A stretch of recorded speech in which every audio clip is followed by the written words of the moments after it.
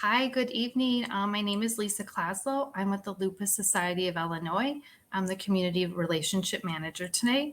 And I'm very excited to have you all here tonight to talk with Maddie Handley on transitioning to college as a lupus patient. Before we get started, I did want to make a few announcements about some upcoming events that we have at LSI. Okay. Oh, about tonight's presentation. This event is for educational, informational purposes only and serves to benefit our mission. The Lupus Society of Illinois does not provide medical advice or recommendations. This information should not be substituted or replace expert medical care. Before making changes to your medical care, consult your qualified healthcare professional familiar with your medical condition and health status. We have two Facebook Live events coming up. The first one is on August 3rd at 6 p.m.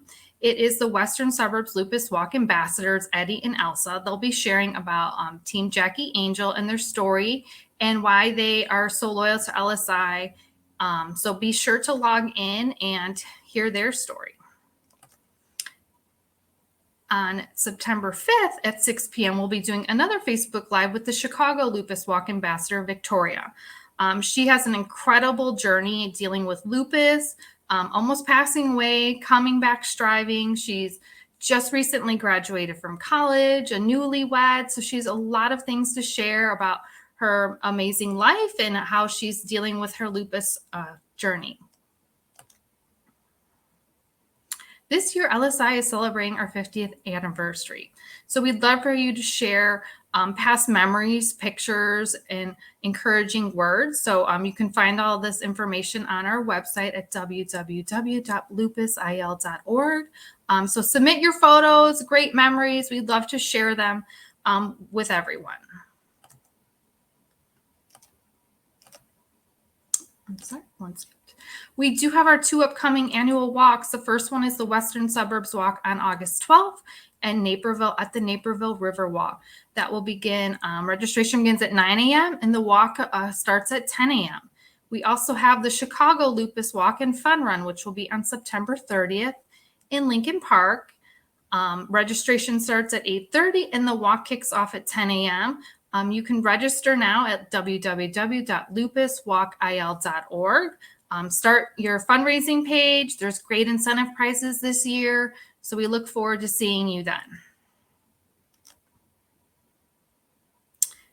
Tonight and all of our events are always free to the lupus community. This is made possible by the donations that we receive from all of you. LSI has such generous donors, and we are so grateful for all of you. So if you would like to make a donation to LSI, you can go on to www.lupusil.org/donate.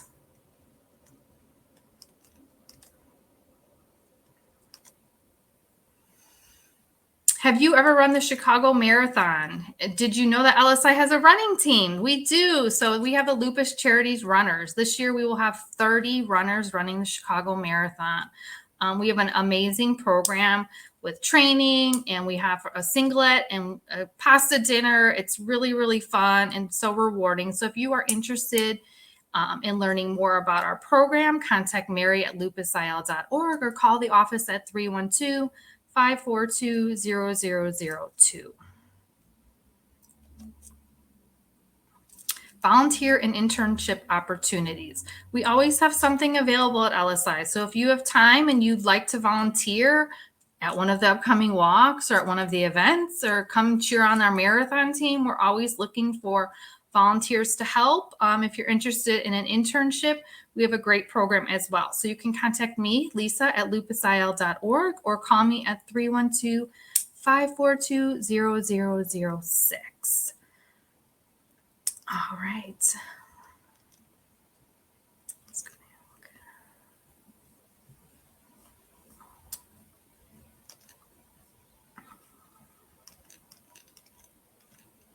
All right, so we're going to start our presentation tonight, Transitioning to Lupus as a Lupus Patient, presented by Maddie Handley. All right, I just added Maddie to the presentation. Tonight, She's going to talk about transitioning to college as a lupus patient. Maddie Handley is a third-year molecular biology student at Colgate University who has learned how to navigate a college environment while managing lupus. Transitioning from high school to college allows one to gain a newfound sense of independence in their lives, which can present a plethora of challenges to face and overcome. Dealing with a chronic illness such as lupus presents unique stressors in addition to these challenges, which can cause additional burden to patients. However, these strategies young patients can utilize to prevent lupus from interfering in their pursuit of a healthy and successful college career. In this live stream, Maddie will present unique challenges related to lupus that she faced while transitioning to being a student at Colgate University and discuss the methods she used to overcome these success during her time at school. So welcome, Maddie. Thank you for having me. All right, so we're going to start with a Q&A. If you guys do have questions throughout the presentation, please chat them over. And if we have time at the end, Maddie will be happy to answer any of them. First question, how were you first diagnosed and what was the process like? Yeah, I was diagnosed when I was 12 in 7th grade. So it was my fall of 7th grade. But I started getting sick in that summer leading into it. And I presented with the typical butterfly rash. And then I had some muscular joint issues in my legs. So I was having some problems walking and participating in sports. I was a really athletic kid. So I started getting kind of sick. And at first, it was very complicated. I went to some dermatologists, and they told me it was dermatitis and sun exposure, and nobody really told me that it was a butterfly rash. And then towards the start of my 7th grade, in that year near like Labor Day, that's when I started feeling irregular, and my labs came back really off. And I ended up being hospitalized one night, and that's when I was diagnosed with lupus. And I was at University of Chicago for a while, getting sorted out. And yeah, so that's where I kind of met my care team that followed me until I was 18. Um, and it was very confusing at first. There were a lot of questions for a really long time. A couple months went without clear answers. But once I got a diagnosis, it made care a little easier. And yeah. All right. What was prednisone like and how did you navigate it? I know this is a rough one for a lot of people. Yeah. So I was on prednisone following that diagnosis because I was in the middle of a pretty bad flare. So they set me on a pretty high dose for a couple months. And that sustained usage did have a lot of physical side effects. And I was on prednisone for that year, and then a few years in high school. So that initial blast of prednisone, that's like the most I've ever been on. I experienced those symptoms like weight gain and bloating. I had mood changes, fatigue, and I couldn't really sleep at night. So I was experiencing a lot of side effects, and I didn't really exactly know anything about the drug when I was taking it. I was pretty young when I was diagnosed, and it all happened very quick. And so I knew that the drug was meant to help me, and it did help me. Obviously, it helped manage that inflammation really well.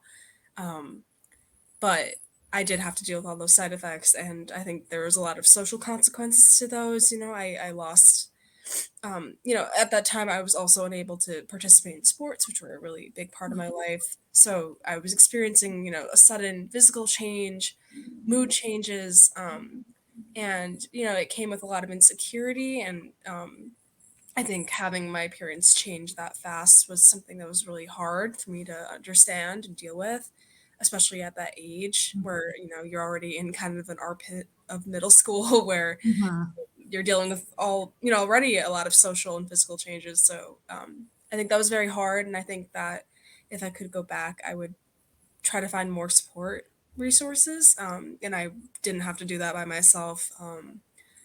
And I think in high school, that kind of struggle continued, but I had different strategies of managing prednisone that I didn't have at that time. So I definitely think it was hard, but I learned some strategies. I ate healthy. I tried to keep my body moving as much as it was possible, and I knew that it was for the better, and it did, help me in the long run. Got it. How did lupus affect your middle school life? Um, I was, apart from the issues with my joints that affected my sports, and that was a big part of my extracurriculars. But I did try to remain very active. I was a pretty good student, and I wanted to continue excelling in school and getting my work done despite the burden that I was presented with. Um, so in that way, it didn't really affect me that much, and I really did try and make an effort to stay consistent. But it did affect, the things that I love to do. I love to run. I love to play lacrosse. So, in that time where I wasn't able to do that, and instead I was in physical therapy, I think that was pretty hard. And it affected me because I couldn't do those things that I loved. But I did have a very good support network, and I had great friends that helped deal with those kind of things and those setbacks. And I'm very grateful for that support network that I had at that time. Um, and yeah, it was definitely a big change. But it was new to me, and I learned ways to cope. In what ways did you advocate for yourself in high school? Yeah, so high school, it was very a way different in terms of like my independence and how I had to really stand up for myself and make plans for my lupus, kind of becoming more autonomous in that regard. Um, so I had a 504 plan set up, and this kind of entailed a plan just in case my lupus did affect my ability to perform my best in school. So I couldn't be penalized if I missed class or, I need more time for assignments because of issues related to my lupus. So I had that plan in place, but I also had to enforce that plan and, tell my teachers that plan existed. And that was half the battle, was really becoming an advocate and being assertive about that and getting the support I needed. That was definitely an adjustment because in middle school, my parents are very active, in helping me bridge that gap between the teachers and me. In high school, I had to take way more responsibility and start doing it myself. So yeah, that was kind of the experience I had, and it wasn't always easy. Um, I did have to, have some uncomfortable moments with some teachers that really didn't understand what lupus was. I had incidents with my like a gym teacher at the time who was penalizing me because I couldn't perform right, and he didn't really understand my 504 plan that was in place for my lupus. So I did have to, call in a meeting and go out of my way to educate and get the support I needed for my needs. Um, but yeah, it was definitely a different time, and I'd had to take off some more responsibility. What is it for someone who doesn't know? What is a 504 plan? Is that something you set up with the school? Yeah, it's part of like the Disability Act, that you can set it up with your school if you're in high school, and if you have special needs that would prevent you from performing your best in academic spaces. So basically, you set it up with your school, through your dean or the disability services in your school, and you set up and you connect it with your doctor. So mine detailed that I couldn't get penalized for if I had a treatment that day, for example. I was having some treatments at that time that took the entire day. So if I missed entire school day from that treatment, it couldn't be counted against me in terms of my attendance, and those assignments that I missed, I could make them up. So they're very tailored to each person's needs, and you collaborate with your doctor and your deans and your teachers to make sure everyone's in on the plan and updated on it. Um, and yeah, it's very smart to have that plan in place. It gives you peace of mind in case you do need it. Even if you're healthy and you're not flaring, it's good to have that. So, you have a net to fall back on in case things do go bad. Is there something like that for college, or that is just more for high school? There is something like that for college, yeah. So it's not a 504 plan, but it's very, very similar. And you set that up at my college. I set it up through the disability office at my college. And yeah, very similar. It's not the same title, but same effect. Um, and you get, accommodations and for your whatever needs that you have. It's very tailored again. And it works with, I remember I did like consult with my 504 plan, creating the new plan, because a lot of those needs are very similar, and you can really just copy whatever that plan was and make it equivalent in college. So yeah, there are plans that exist, but you do have to be proactive about forming them and making sure that you're um, updating them and keeping your professors and teachers all in the know about it. That's really good because I'm sure some people don't know about it or really where to go to get that plan in place. So that's really helpful. Mhm. You did say that you did have an issue with the gym teacher. Any other teachers accommodating towards your lupus, and what were your issues besides your gym teacher? Um, Anything? yeah, I mean, most of my teachers are very, accommodating, especially if you keep them updated, if you communicate. I think communication was really big. And, sometimes it can be very uncomfortable to go out and say, I have this problem and I need this need, because you don't want to be, you know, causing additional burden on somebody else, or going up, making them go out of their way. But you are, that is your right, and you do need extra support. So it's part of accepting that. Um, and most of my teachers, if I communicated effectively, if I told them exactly what I needed, they were very accommodating and very kind. They would give me extra days, even if I didn't need it or I didn't take the entire day. I would always have extra time, which is very nice. Mhm. Um, yeah, I mean, there were some problems with some coaches I had, or I think that's even extracurriculars can be a whole nother battle, because that's not really academic. Like the 504 is designed for academic things, Mhm. so extracurriculars are kind of a whole different idea. I did cross country for a bit, and I was flaring at the time when I was doing cross country, so I would have these long treatments, and then I'd really want to get back to the track, and I'd really want to perform my best and be part of a team. So it was about, what can I contribute to my extracurriculars while, still prioritizing myself and my health. And yeah, I think the best thing I did there was just communicate with my coach and tell everything that was going on. And Mhm. um, they were very understanding and wanted me to prioritize my health. And but I think it is a step you have to take, and it's hard to balance that, I think, sometimes. Oh yeah, especially in high school when there's a lot going on everywhere between classes and school and friendships, and I'm sure it's overwhelming for those who don't have lupus. So I can only imagine. Um, how has your attitude towards lupus changed over the 8 years that you've had it?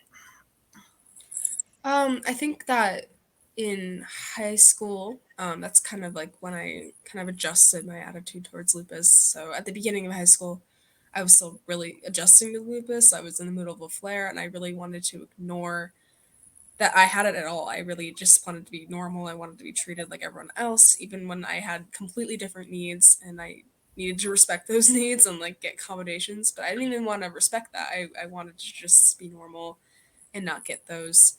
Um, because I really did want to deny that I had things that were going on. Um, but as high school went on and things got harder, your classes get harder, you start applying to college if you're thinking about going to college, and if and your extracurriculars get more serious. You might have a leadership position. You have more to juggle and think about. Mhm. And that's when I think I actually really need to pay attention to those needs I had, and start actually understanding that those accommodations that I have are there for a reason. They make my life easier, and they prevent lupus from getting in the way. So I slowly started to change my attitude towards the extra help that I was receiving, and and make it a priority in my life to respect that help and not turn it away.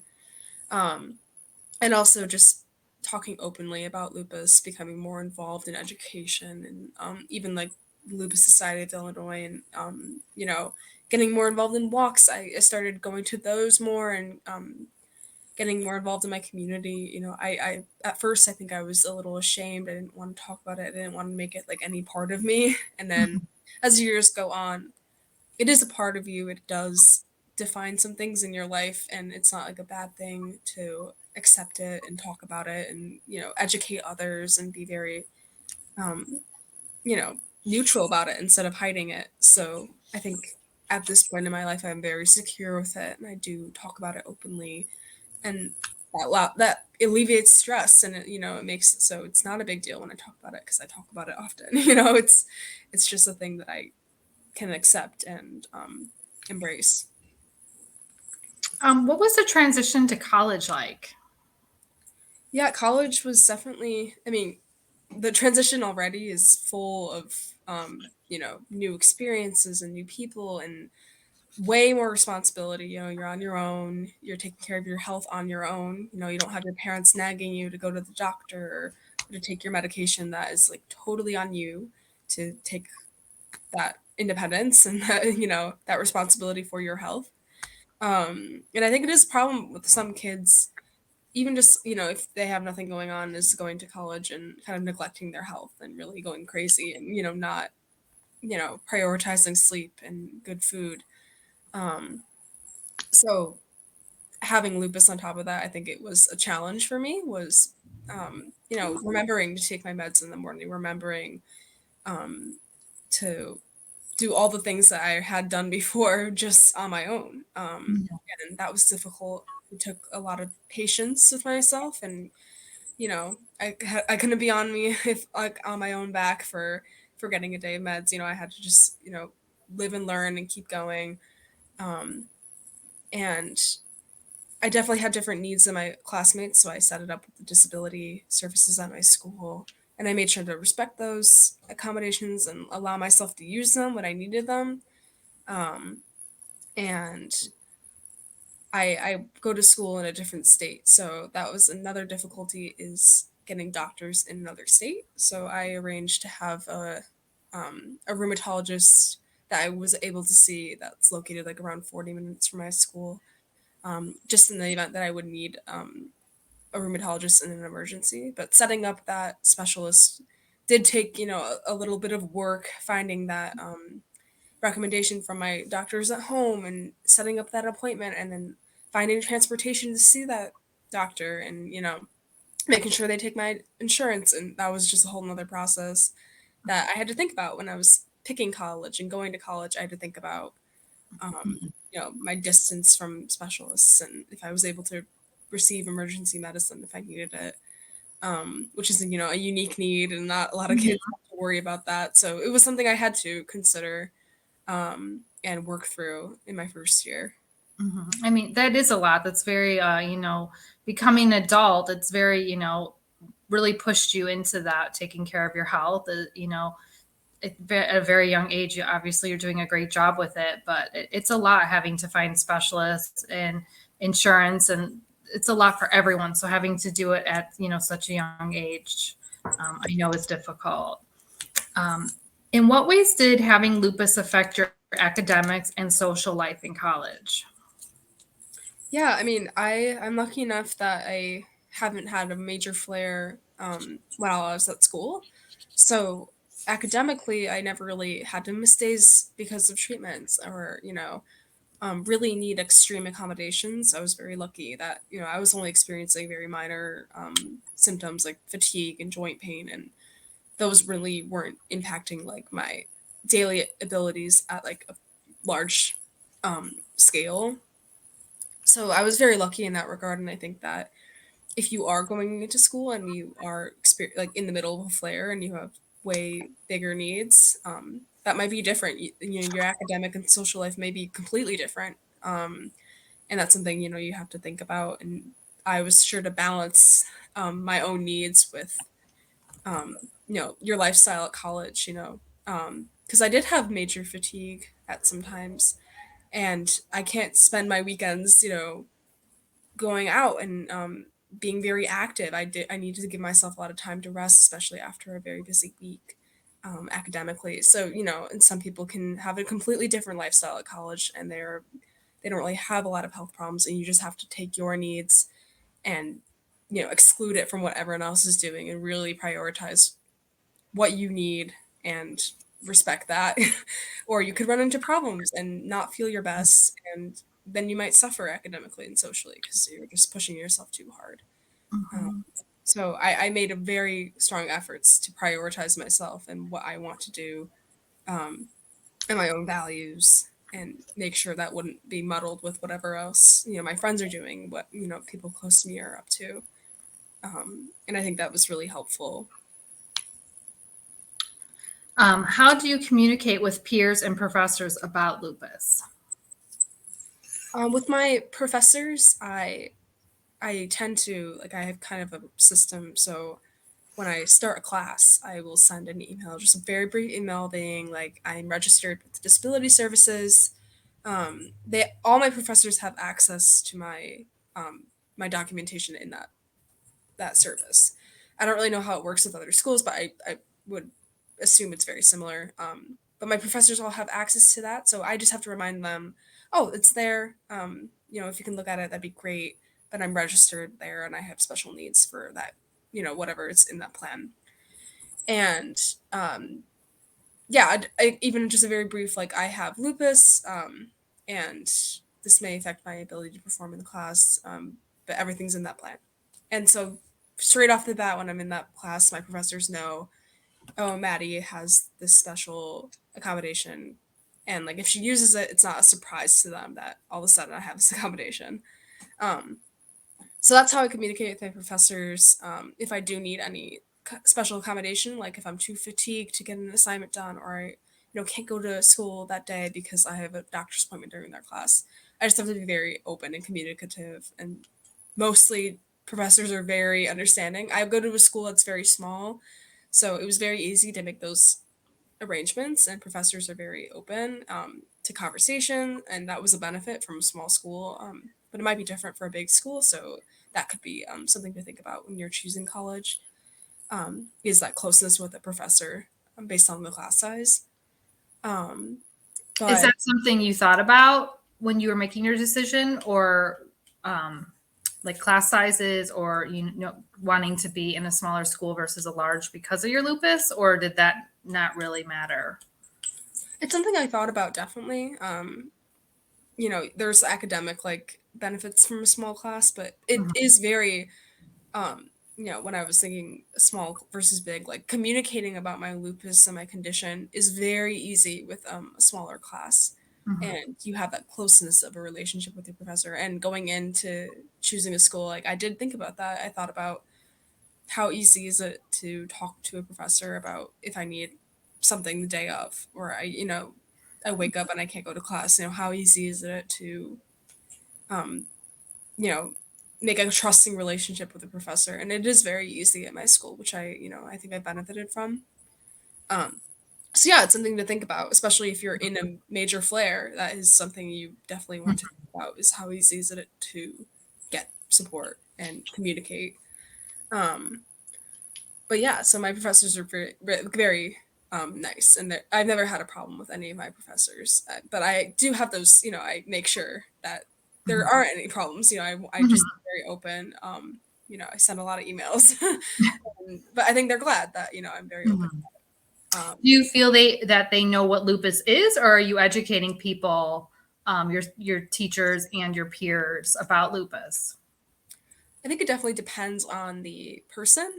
Some people, like, know people with lupus. Some of my professors, like, their best friend has lupus, so Mhm. it depends. Like, some people are, like, very knowledgeable, and some people don't know anything at all. And I think it's, like, very much like that kind of extreme where you either know someone and you know a lot, or it's kind of like, what is that?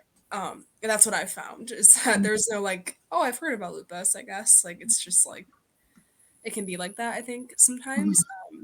So yeah, some of my peers do know what lupus is, and they have a friend that has lupus, and they know like all about it. And so when I say, oh, I can't be in the sun, they're like, oh yeah, I totally understand that. But then the flip side of that is some people don't know, and then you are in those uncomfortable situations where you might have to explain something to them, even if you don't really want to. You're not, like, in the mood, um, and especially, like, that first year of college when you're meeting new people and you're making new friends, and that can be really uncomfortable, being very vulnerable like that, because I did have, like, unique needs. Like, sun sensitivity is a big one. Like, if you go out with your friends to, we have, like, a lake by our college, and that first few months people would go by the lake and hang out all day out in the sun, and and meet new people and go to picnics, and there was a lot of outdoor time. And that came without of like, oh man, like I can't be in the sun, for a long time. So right off the bat, I had to be like, oh, I have this condition and I can't, I need to be open about it, and that comes with like some uncomfortable, like I don't want to tell this person that I just met, a month ago about this. Like it's a very private thing. Um, so that was uncomfortable, but it's something I had to do because again, like my lifestyle is very different. I have different needs and I had to like prioritize that over, Mhm. fitting in with a larger group or, not being uncomfortable. So, and that never like posed me any issues, Mhm. people are like, especially like my peers are more like they're glad that I'm being honest and they're glad that I didn't like lie or pretend like I didn't have that get a special, accommodation. Um, and I think a lot of my close friends are very curious about lupus if they don't know about it. They want to know about it. I think close friends will want to know how they can help you. They want to know those personal things that are going on in your life because they're good friends. Yeah. So um, the right people will be very open and very, they want to hear about it. And I think all my friends are that way. So I know that they're good friends. Mhm. And I think it's important when you're starting to make friends, just seeing how people react to you having lupus or, react to you talking about it. Yeah, that's really great that you're open and honest because I do hear people that kind of shy away from maybe telling people they have lupus or they don't want to share their story, so they just stay home and and that can cause depression and a lot of stress in their life. So I think it's really healthy that you are making the right friends and kind of putting your story out there and really just making those great friendships because they're going to support you when you're having your best days and your worst days with your lupus. So that's great. Hmm. What challenges did going to an out of state college present related to your lupus? Yeah. I covered it a little bit like when I was talking about finding a new doctor. So Mhm. a lot of I'm from the Chicagoland area, so all my doctors are in Chicago, like through the University of Chicago or another nearby hospital. So I had to, and a lot of those doctors can't legally treat me when I'm in New York where I go to school. So I did have to find ways to get referrals, like going into college like months before and get my way into some appointments, and that can be very like hard process. Like finding my rheumatologist was pretty difficult, and Mhm. getting an appointment is really difficult. Like I'm sure many lupus patients know and their families know, like getting appointments can be very hard, especially if it's a new doctor. Like there's month wait lists, where you have to wait years to see Mhm. somebody. So that was very hard, and it, a lot of headaches, a lot of insurance work, and that was something that I had to kind of go through by going to an out of state college, was dealing with that.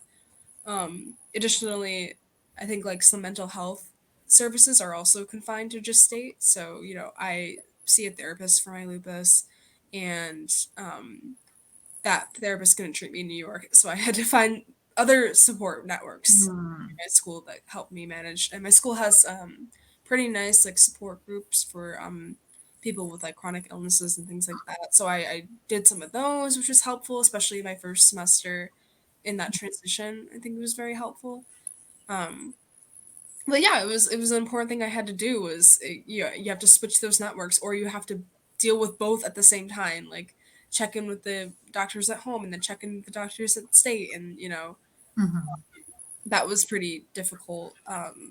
But I think I was just making sure I was on top of it. Everything was in my calendar. I was, being very proactive about getting that care, and I think that's how I made it without too much trouble. Do you have any issues with traveling with your lupus if you're going back and forth from New York to Illinois often? I don't have any large issues with that. I just make sure everything's like in my schedule that works. Um, in terms like physically, like I don't know if other lupus patients like have this issue, but like for me, going on planes can be a little dangerous because of like a blood condition I have related to my Hmm. lupus. So I have to be conscious about that, especially like even Wow. traveling like long distances or being on buses. that's something I have to think about. But that's something I just have learned to manage. So yeah, I mean, there's a lot of trouble traveling sometimes, and it can be a bit of a headache. But Mhm. overall, it's not the worst, and it's definitely something you can like manage and make better. So that's what I've found.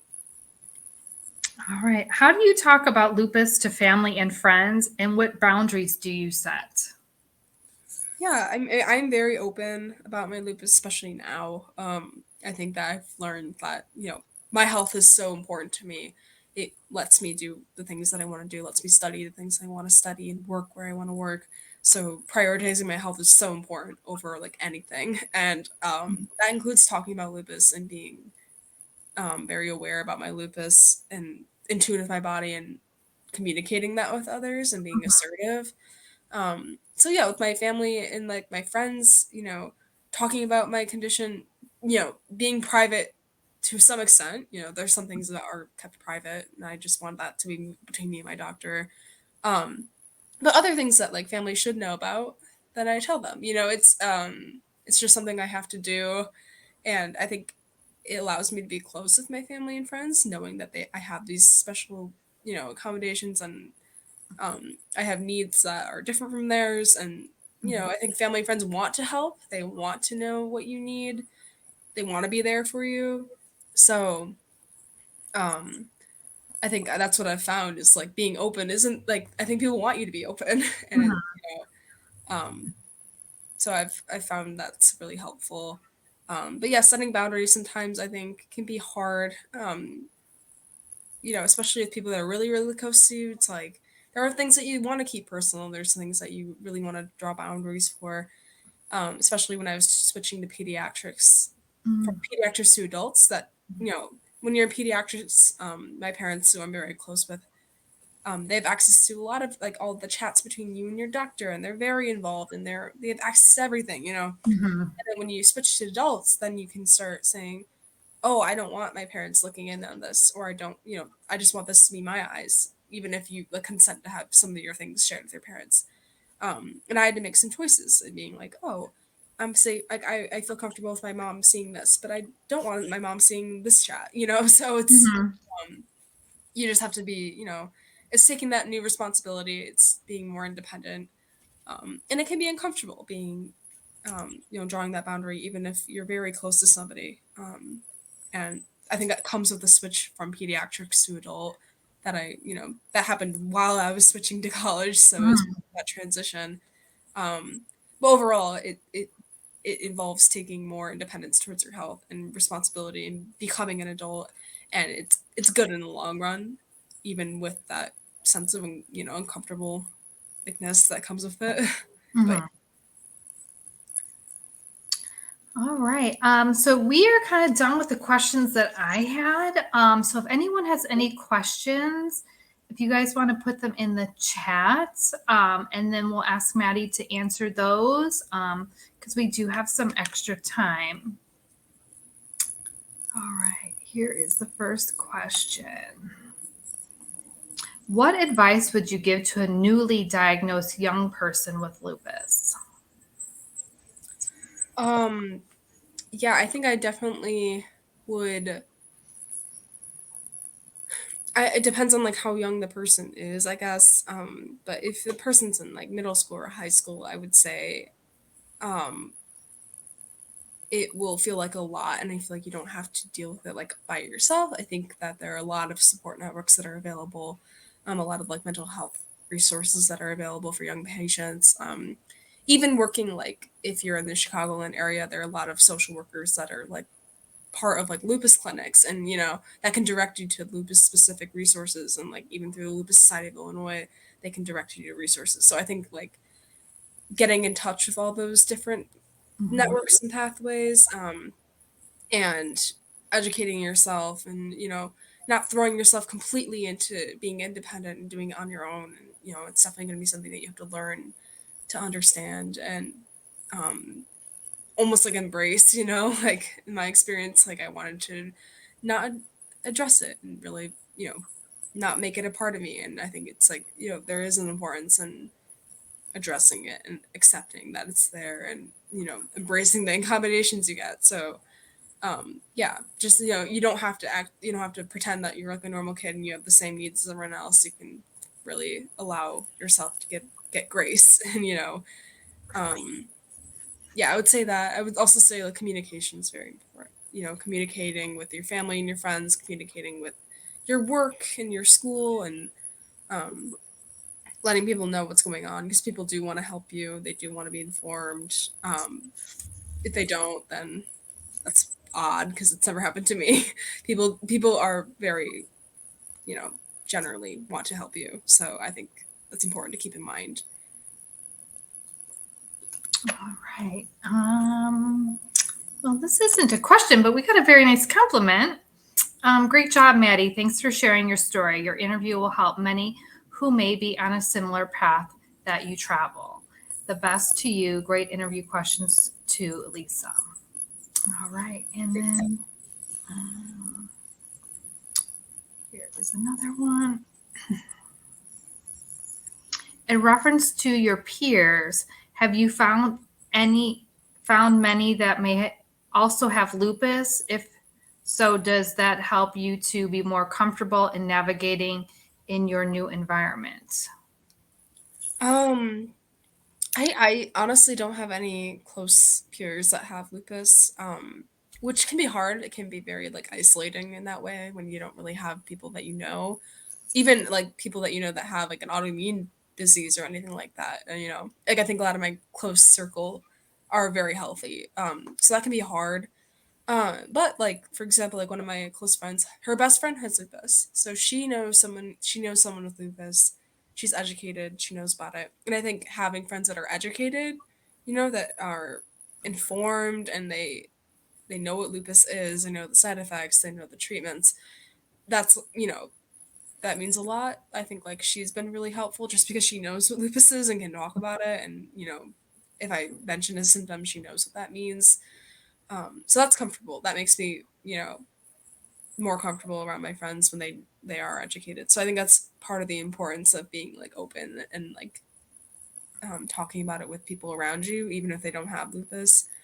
Yeah, and I think it's also like finding those support networks, finding those support groups. That's really important because a lot of people don't have lupus or have like an autoimmune disease at that age. So finding people that do can be really helpful, and there are ways you can do that through like hospitals and like the LSI and other clinics. Do you find that people say that you look healthy? Like you look great. Because I know that's something that a lot of people with lupus tell me, that people think, they look good, they look healthy. And so like, they don't really understand that you do have, restraints on things. So do you find people are like that, or do you find that they're just more open to understanding what you have nowadays?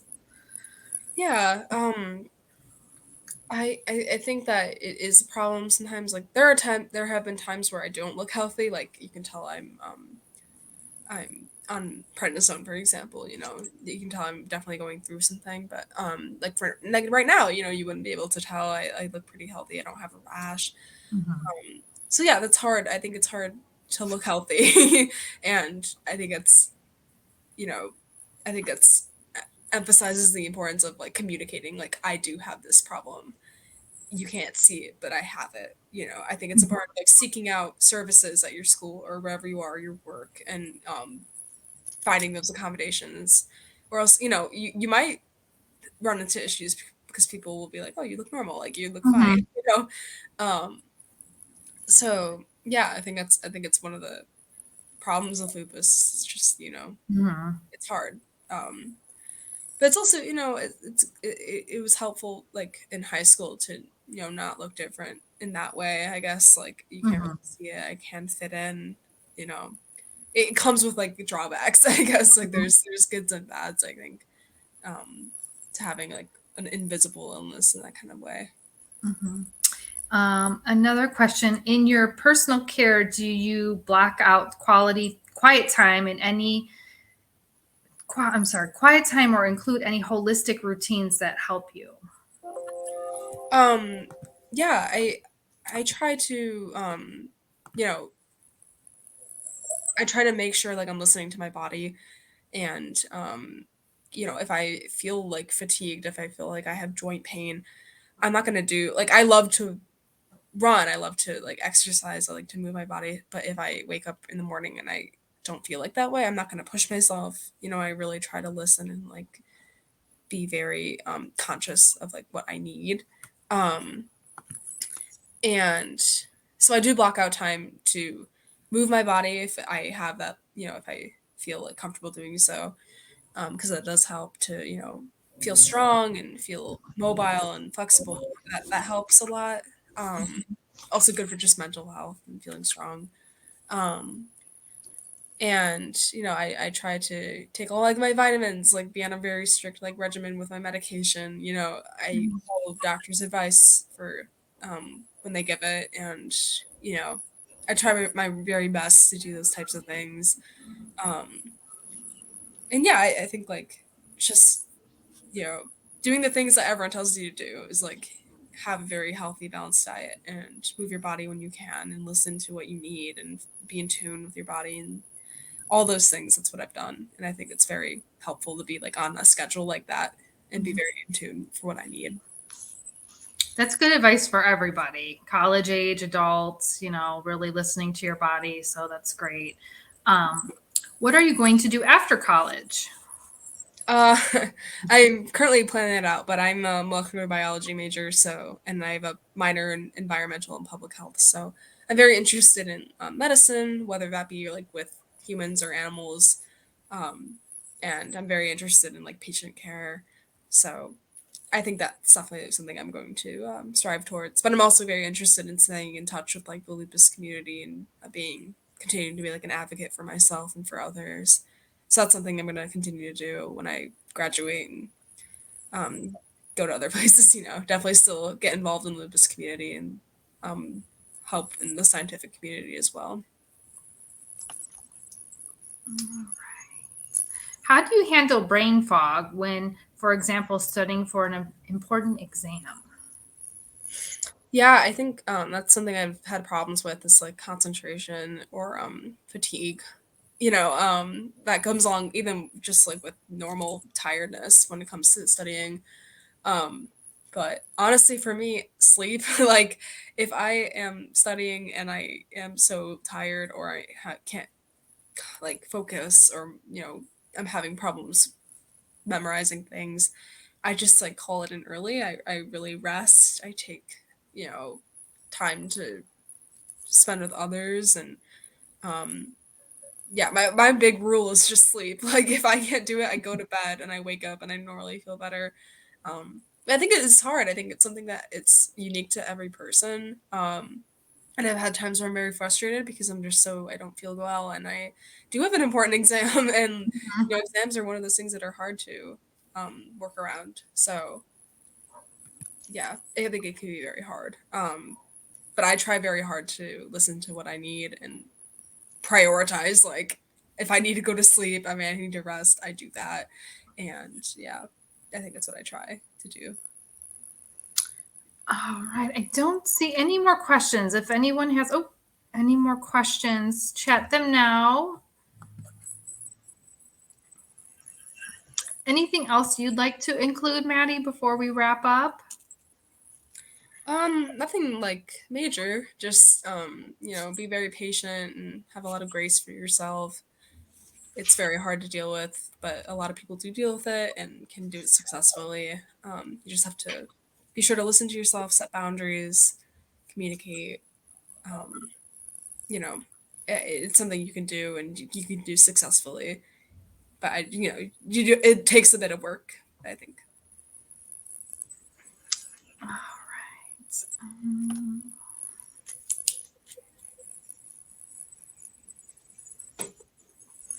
All right. Well, I think we'll call it a night. So thank you, Maddie, so much for hopping on tonight and telling us all about your diagnosis and your, high school to college transitioning. I think that's really important. I think a lot of this advice is important to anyone who, even if you got diagnosed in college and getting your first job or, just kind of just growing and, the transitions you have from, one stage of life to another. I think this is all really good advice and will help others. Oh, it looks like one more question came in. What diet change have you made that has been noticeable change in your functioning at your best?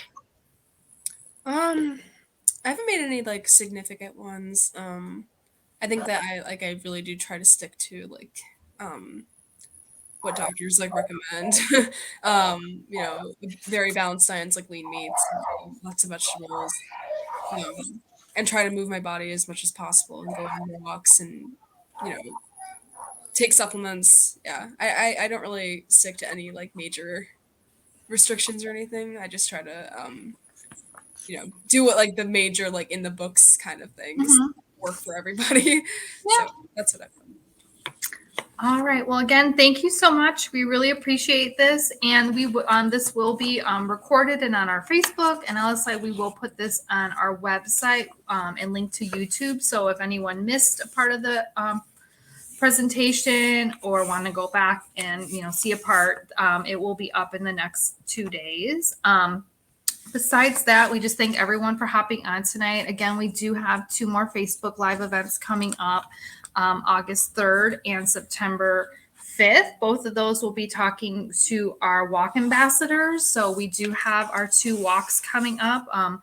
August 12th in Naperville at the Naperville River Walk, and in Chicago and Lincoln Park on September 30th. So we hope that you come out and meet other people in the lupus community. It's always a really good time to celebrate, and we will be celebrating the LSI's 50 years this year, so it's a big anniversary for us as well. So thank you all. Have a great night, and we will hopefully see you all soon. All right. Good night. Thank you.